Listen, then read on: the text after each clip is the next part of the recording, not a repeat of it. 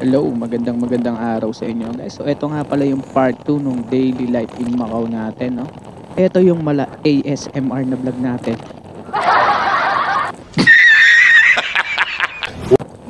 So nandito na nga pala tayo sa Macau Sentro guys, no. Papasok tayo ng Macau Sentro. Ito, kung meron tayo pa sentro, ito naman yung Macau Sentro guys.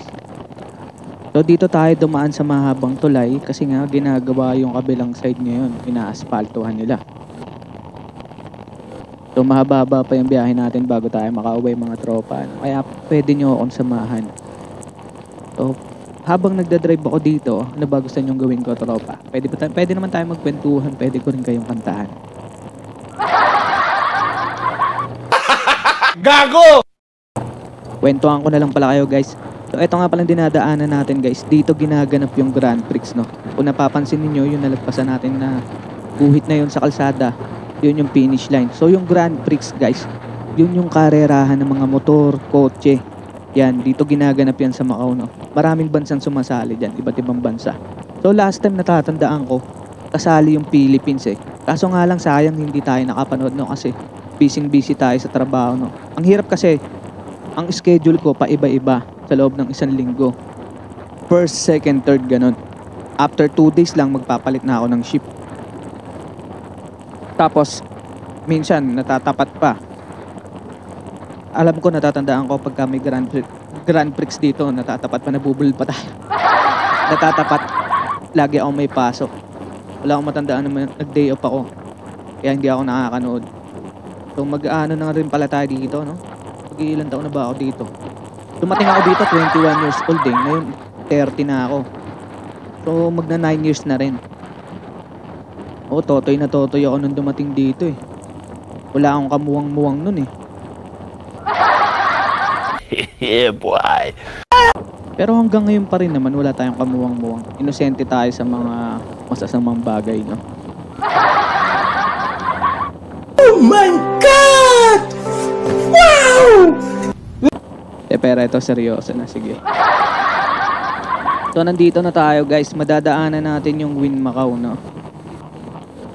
Dito sa way na to. Wynn Macau, MGM, tapos yung statue. So meron din mga playground dito guys para sa mga bata. Kaya pag pupunta kayo dito, puntahan nyo rin yung pinakamalaking playground dito. Talagang mag-e-enjoy yung mga kids, no?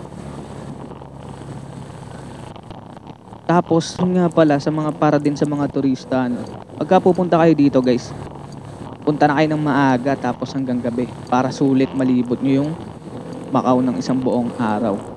Maliit lang ang Macau guys, parang ano nga lang to eh, isang buong may kawayan. Ganun ang tansya ko, no? So yun, nakikita nyo, ang ganda rin naman ng kalsada dito, no?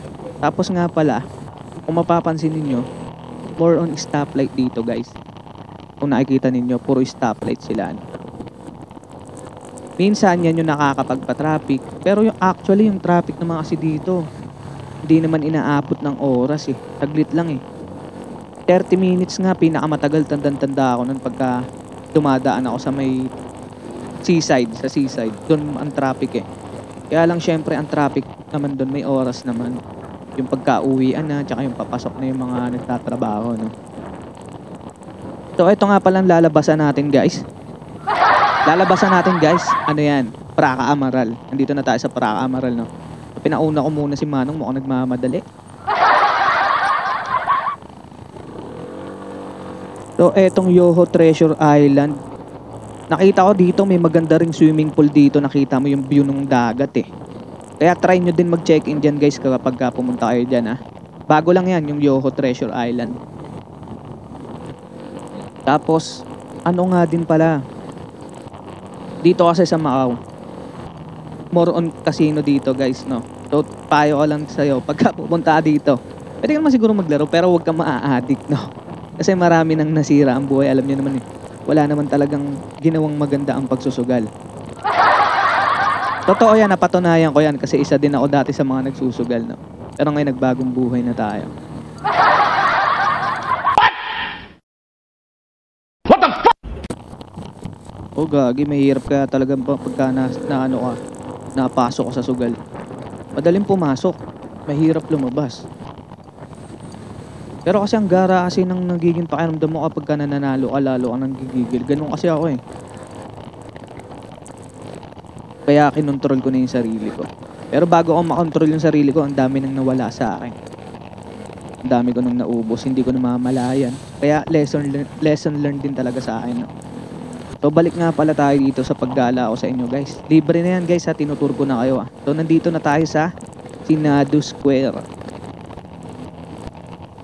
Dito sa Senado Square guys, ayan makikita niyo yung San Malo, yung fountain, pati yung punong makasalanan na tinatawag dito kapag ka OFW ka, alam mo yan. So yun lang guys no. Yung video natin dito na magtatapos. So please follow lang na lang po at share na lang po nung video natin no. Kita-kits na lang po sa next vids.